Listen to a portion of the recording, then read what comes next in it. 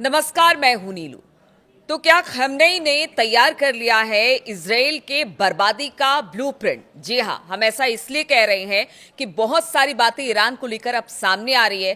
कल जिस तरह से एक भूकंप की बात ईरान में सामने आई, उसके बाद कहा यह जा रहा है सोशल मीडिया में और बाकी इंटरनेशनल मीडिया में कि हो सकता है कि ईरान ने परमाणु परीक्षण कर लिया। अब ऐसे में कई सवाल उठ रहे हैं कि एक तरफ तो अमेरिका और इजराइल ये कह रहा है कि उसके परमाणु कार्यक्रम को रोका जाए, तुरंत रोका जाए, और दूसरी तरफ इस तरह की बातें सामने आ रही है। ये क्या बातें हैं, किस तरह से अमेरिका और इजराइल के लिए चिंता का सबब बने हुए हैं? बातचीत करने के लिए मयंक मेरे साथ जुड़ गए हैं। मयंक, कहा यह जा रहा है कि जो खamenei है या फिर जो ईरान है वो कोई बड़ा हमला कर सकता है आने वाले दिनों में इजराइल में, या फिर अमेरिका के लिए वो सिरदर्द बन सकता है।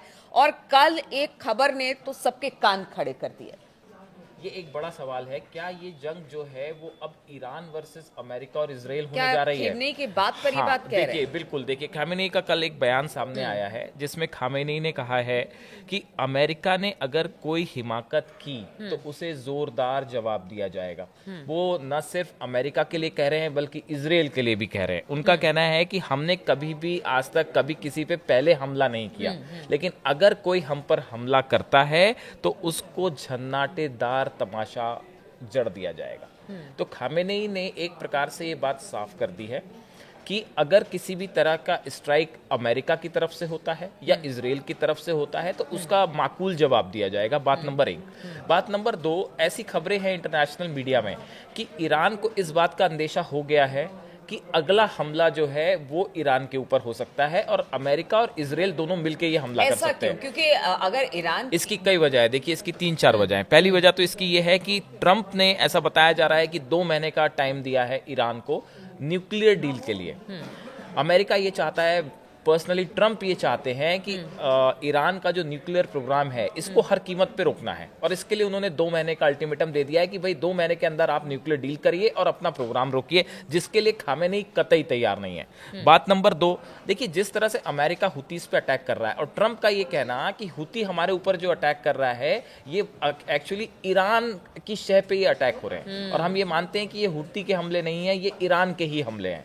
तो हाँ, ऐसा अमेरिका का कहना है। तो इसके अलावा जो है, जो चीन की वो कंपनियां हैं जो ईरान के साथ ऑयल कंपनीज हैं जो डील कर रही थी, इनके ऊपर बैन लगाना शुरू कर दिया है अमेरिका ने। अच्छा। तो ये जो 4-5 स्टेप्स ट्रंप ने उठाए हैं, इनको देखते हुए ये लगता है कि हो सकता है अमेरिका जो है कहीं उसके निशाने पे ईरान तो नहीं, कहीं अगला टारगेट ईरान तो नहीं।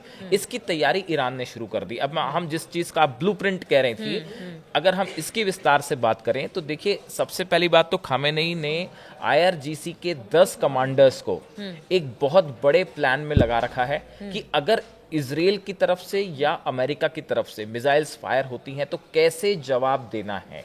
इसका एक बड़ा ब्लूप्रिंट, बड़ा प्लान ईरान की तरफ से तैयार कर लिया गया। जैसा कि सोशल मीडिया में चर्चाएं हैं, उसके मुताबिक ये कहा जा रहा है कि अगर किसी भी सूरत में ईरान के न्यूक्लियर साइट्स पे या मिलिट्री स्ट्रेटेजिक साइट्स पे इजराइल या अमेरिका की तरफ से किसी तरह का हमला होता है तो उसके बाद जो पहला प्लान है वो ये है कि एक साथ, जैसा पहले भी ईरान ने किया है, कि इजराइल के ऊपर बड़े पैमाने पर एक साथ जो है बैलिस्टिक मिसाइल से हमला हो सकता है। इजराइल को न्यूट्रलाइज किया जाएगा और बड़ी क्षति पहुंचाई जाएगी। ऐसा जो सूत्र बता रहे हैं कि जो प्लान ईरान ने तैयार किया है, कि जो उसकी हमने पहले भी देखा कि उसकी जो बैलिस्टिक मिसाइल्स हैं, अगर इजराइल पर हमला हुआ तो फिर अमेरिका भी। देखिए, बात नंबर 1 कि अगर इजराइल को काउंटर करना है तो हमने पहले भी देखा जिस तरह से ईरान की जो मिसाइल्स थी वो ट्रैवल करते हुए करीब 2000 किलोमीटर की रेंज की क्रॉस करके उन्होंने इजराइल के ऊपर अटैक किया था। तो इसी तरह से कई सारे ठिकानों पर एक साथ स्ट्राइक की जाए। बात नंबर 1। बात नंबर 2, अमेरिका के जितने बेसिस हैं जो कि अरब कंट्रीज में है, चाहे जॉर्डन में हो, इजिप्ट में है, आसपास के जितने इलाकों में बेसिस हैं अमेरिका के, उन सब के ऊपर मिसाइल्स एक साथ कैसे फायर की जा सकती है।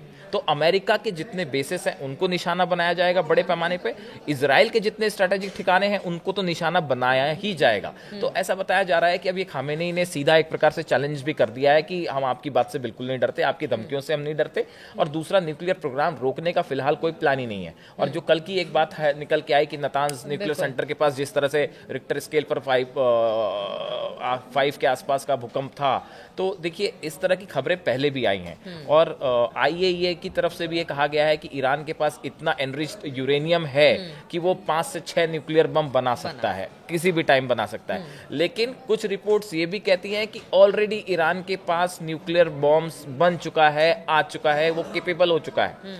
ऐसी स्थिति में आप देखिए कि इराक के ऊपर हमला करना आसान था क्योंकि न्यूक्लियर जो weapons of mass destruction Saddam Hussain के पास नहीं थे। लेकिन ये इतना आसान ईरान पे हमला करना नहीं होगा, चाहे अमेरिका के लिए चाहे इजराइल के लिए। तो देखिए अब एक प्रकार से एक माना जा रहा है कि ईरान ने अपना एक बड़ा लेवल पे प्लान बना के तैयारी शुरू कर दी है कि अगर अमेरिका से या इजराइल से कोई हमला होता है तो कैसे जवाब दिया जाए। बिल्कुल। और एक सवाल और है, क्योंकि अगर हमास की बात की जाए, हमास पर ताबड़तोड़ हमले इस वक्त इजराइल कर रहा है। यूएन ने भी कहा है कि एक तरह से इतने सारे लोग मारे गए हैं, पिछले कुछ दिनों में हमने देखा 600 से ज्यादा लोग मारे गए हैं।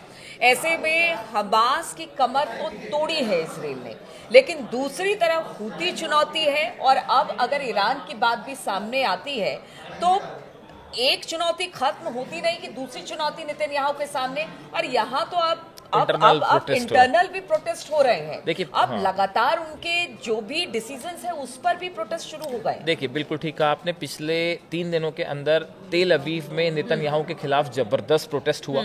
लाखों लोग जो हैं वो सड़कों पे थे और सबकी डिमांड ये थी कि गजा पे जो आप स्ट्राइक कर रहे हैं इसको फौरन रोक दीजिए। तो एक प्रकार से नेतन्याहू के खिलाफ एक बहुत बड़ा आक्रोश, असंतोष इजराइल के अंदर ही पनप रहा है। दूसरी जो बात आपने हुतीज की हुतीज ने तो पहले से ही डिक्लेयर कर रखा है कि भाई आप जो हमला कर रहे हैं इसका जवाब दिया जाएगा, और 3 अटैक वो हाइपरसोनिक मिसाइल से कर भी चुके हैं। तो ऐसी स्थिति में देखिए हुतीज एक बड़ा पावरफुल ऑर्गेनाइजेशन है जिसके पास कहा जाता है कि करीब 1000 तो हाइपरसोनिक मिसाइल हैं जो कि रूस और ईरान की तरफ से दी गई हैं। तो देखिए ये बड़ी चुनौती तो है ही, क्योंकि अगर हुतीज अटैक करते हैं तो उसको रोकना इजराइल के लिए आसान नहीं होगा जो स्ट्राइक्स मिसाइल से होती हैं। तो देखिए कई फ्रंट पे नेतन्याहू जो है वो इस समय स्ट्रगल भी कर रहे हैं, लेकिन उनका गजा प्लान जो है जिस तरह से वो आगे चल रहा है, तो अब देखते हैं क्या होता है। बिल्कुल। तो नेतन्याहू का गजा प्लान तो आगे बढ़ा है, लगातार गजा में तबाही इजराइल के जो सेना है वो मचा रही है, लेकिन दूसरी तरफ ईरान और हुती भी मुस्तैदी के साथ इसका जवाब दे रहे हैं।